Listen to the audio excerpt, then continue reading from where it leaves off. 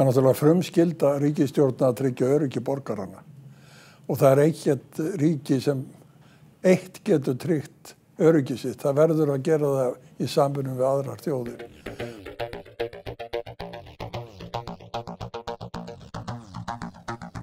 NATO var stofnað sem varnarbandalag fyrir 70 árum.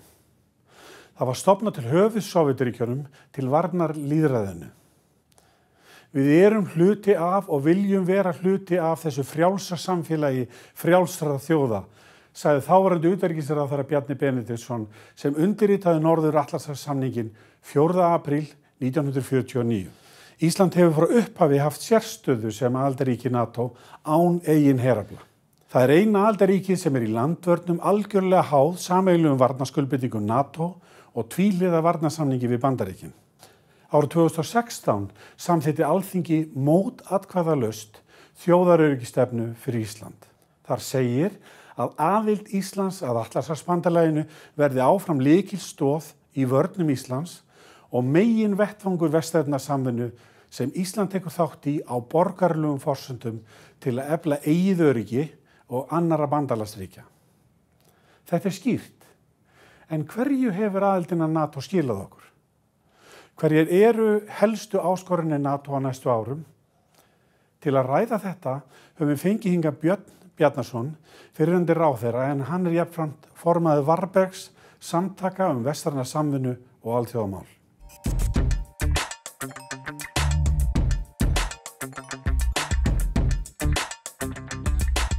Velkomin Björn. Takk fyrir. 70 ár, þetta langur tími fyrir alþjóðasamtök sem þessi. Hvað skýrir þetta? Ég held að sé nú aðalega gagnsemi samtakana fyrir aðildarríkin. Ef það væri ekki svo að þá hefðu þeim ekki fjölgað jafn mikið á þessum árum eins og raun ber vitni um. Þau voru 12 þegar þau tóku höndum saman að stofna þetta varnarbandalag. Þau eru 29 núna, að verða 30 með Norður Makedóníu. Og bandalagið hefur laðið að sér öll ný ríki í Evrópu, öll ríki sem losnuð undan ofurvaldi Sovétríkjanna. Þau hafa gengið í bandalagið, Júgóslavía fyrrverandi, þau ríki að koma inn í bandalagið. Ríki eins og Georgía og Úkraína vilja komast inn í bandalagið en gera það ekki út af ástandinu gagnvart Rússlandi. Þannig að er þetta ekki megin ástæðan fyrir því að bandalagið hefur lifað að þjóðirnar sjá sér haga því að vera í Atlantshafsbandalaginu. Það er öflugasta varnarbandalag, hernaðarbandalag eða friðarbandalag sem nú er við lýði í heiminum, hvaða orð sem við veljum að nefna það. Ef við drögum það saman, í hverju liggur þessi árangur? Er þetta eðli samtakana eða hvað er það sem skýrir þennan? Það er náttúrulega frumskylda ríkisstjórna að tryggja öryggi borgaranna. Og það ekkert ríki sem eitt getur tryggt öryggi sitt. Það verður að gera það í samvinnu við aðrar þjóðir. Og það er það sem menn sjá í bandalaginu. Atlantshafssáttmálinn frá 1949 gerir ráð fyrir lýðræðislegu skipulagi, gerir ráð fyrir frelsi og gerir ráð fyrir því að þjóðirnar ráði sér sjálfar. Hvert ríki hefur neitunarvald innan bandalagsins, það er ekki gengið lengra heldur en allar þjóðirnar vilja. Og þegar ríkisstjórnin hafa það hlutverk að tryggja öryggi þegna sinna sem höfuð hlutverk þeirra, að þá velja þeir þann vettvang sem bestur til þess og það hefur komið í ljós að Atlantshafsbandalagið best. 70 ár hefur það tryggt frið á sínu svæði. Það hefur verið kallað til þegar ófriður hefur orðið í Júgóslavíu fyrrverandi, í Afganistan og þá hafa þjóðirnar lagt öðrum lið og staðið saman. Bandaríkin urðu fyrir árás.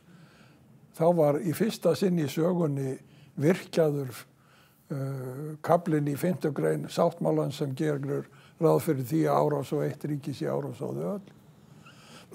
Þannig að bandalagið hefur sannað á þessum 70 árum að það er virt og það kerfi líka þegar menn kynna sér varnarkerfið og herstjórnarkerfið að það sjá menn að það er til þess fallið að sameina kraftana á þann veg að það skila bestum árangri. Svona hefðbundinna starfa Atlantshafsbandalagsins, loftrýmisgæsla, flotastjórn og almennar svona hervarnir, þá eru verkefnin orðin mun víðtækari. Gætirðu fjallað aðeins það? Já, það náttúrulega þannig að menn skilgreina öryggishugtakið á allt annan veg núna heldur en var gert fyrir 70 árum. Og þegar Atlantshafsbandalagið var stofnað þá var þetta að draga járntjald Evrópu og segja við erum vestan við það og svo eru aðrir austan við það og við verum að tryggja þetta járntjald færist ekki vestar. Það er okkar höfuðhlutverk. Nú er þetta gjörbreytt. Nú er áherslan á blandaðan hernað eða fjölþættan hernað þar sem menn fella undir netvarnir, öryggiskerfið sem eru inn á símanum okkar á hverjum degi, varnir gegn því að það sé verið að miðla til okkar fölskum upplýsingum, varnir gegn því að það sé brotist inn í tölvurnar okkar og annað slíkt. Þetta er allt hluti núna þeirri öryggistryggingu sem við krefjumst að geta notið.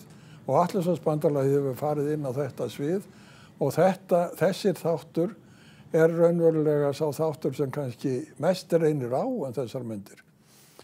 Að vísu var gjörbreytt ástand hér á okkar slóðum eftir 2014 þegar Rússar hernámu Krímskaga þá á þeim 5 árum sem síðan er liðin hefur verið gjörbreyting til dæmis hér á Norður-Atlantshafi og viðbúnaði hér.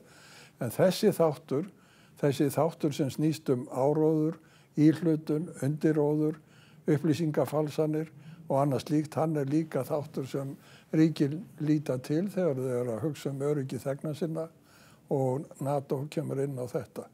Í Finnlandi til dæmis hefur verið stofnað svokallað öndvegissetur til þess að takast á við þennan vanda. Finnar eru utan NATO en það er gjörbreyting á þessum árum sem liðin eru frá 2014 og bæði Finnar og Svíar sem eru ríki utan NATO og þau eru í nánu samstarfi við bandalagið, hafa gert samninga við Bandaríkin varnaræfingar og annað slíkt.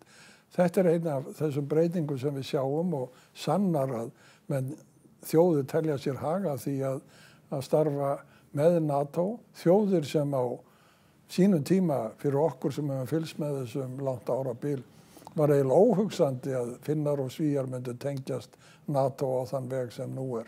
Þannig að bandalagið höfðar til þjóða á annan veg heldur en áður og er að sinna verkefnum sem er ekki eins sýnilega eins og það að efna til heræfinga eða standa fyrir öllu því sem menn sjá þegar þeir eru að sjá ítalskar þotur fara á loft héðan til þess að gæta loftrýmisins og þessir hlutir eru sýnilegir en það eru aðrir sem eru ósýnilegir sem skipta ekki síður miklu máli.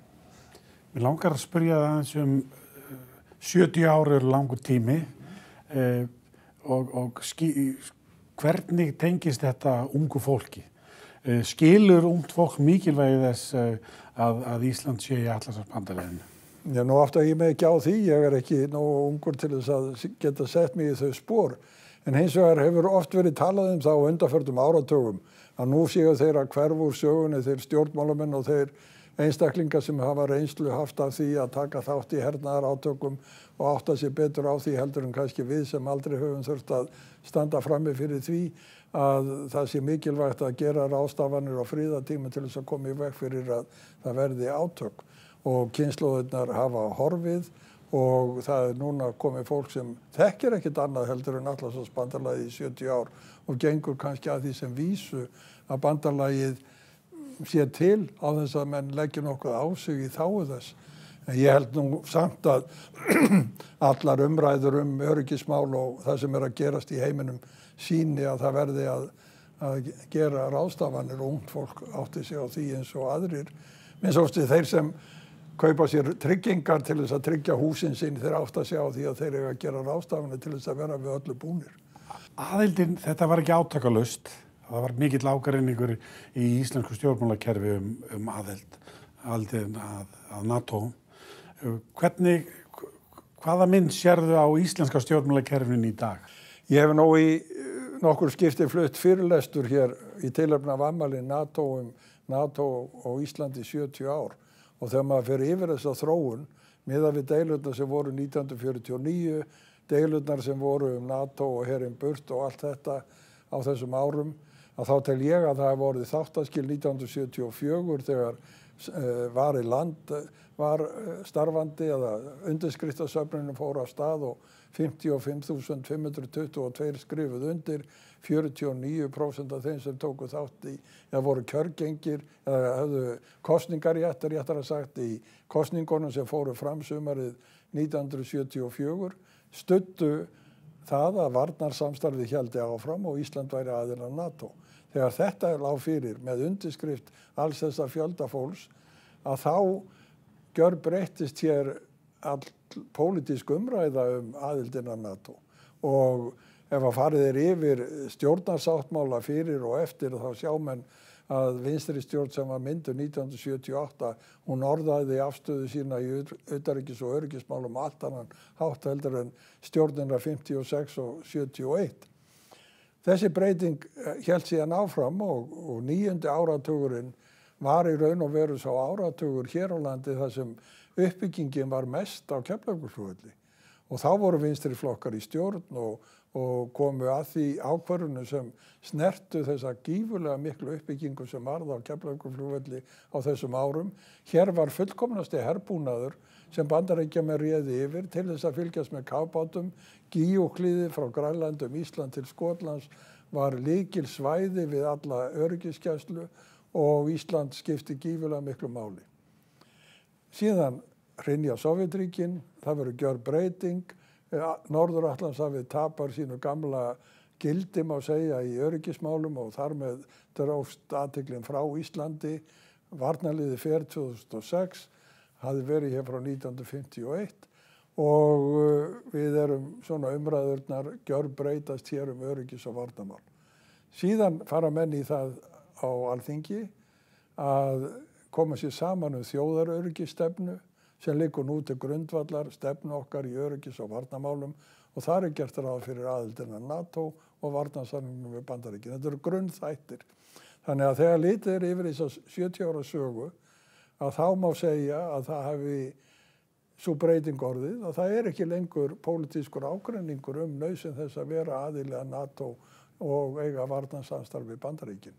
Og þetta mjög merkilegur áfangi eða árangur eða hvað sem menn vilja kalla það í sögu Íslands, í Íslandssögunni, sem ég held að sé ekki gerð nægileg skil í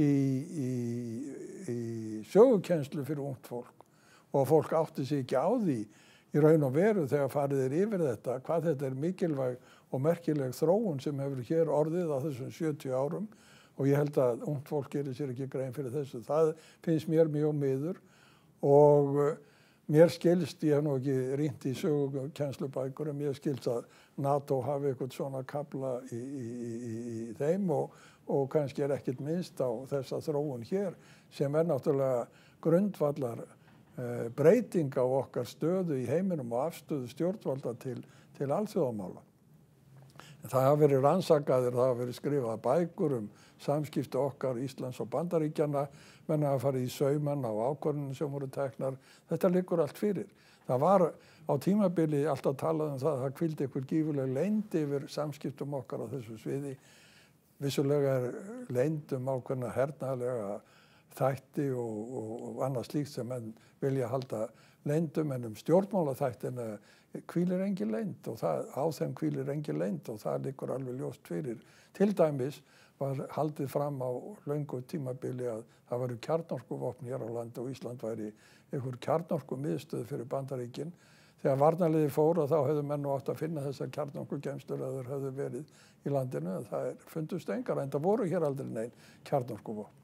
Og það var alltaf verið að tala að menn hafiðu handbækur hér, bandaríski landgönguliðar sem voru á Keflavíkurflugvelli, þeir hafðu handbækur sem sýndu þeim hvernig þeir ætti að bregðast við ef að yrði ykkur kjarnorku átök. Alright, menn geta haft handbækur til þess að átta sig á því hvað þeir eiga að gera, en að það leiði til þess að þeir séu að höndla kjarnorkuvopn á Íslandi í óþökk stjórnvalda, það lá aldrei fyrir.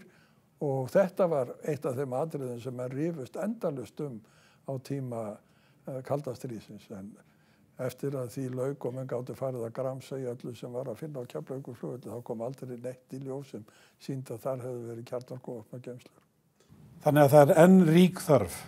Það er enn rík þörf fyrir allar þjóðir að tryggja öryggi sitt og finna bestu leiðina til þess og ég tel að fyrir Íslendinga sé það sem kemur fram í þjóðaröryggisstefnunni aðildina NATO og varnarsamstarfi við Bandaríkin sé skynsamlegasta leiðin sem við getum valið. Björn, kærar þakkir. Þakka þér kærlega fyrir spjallið.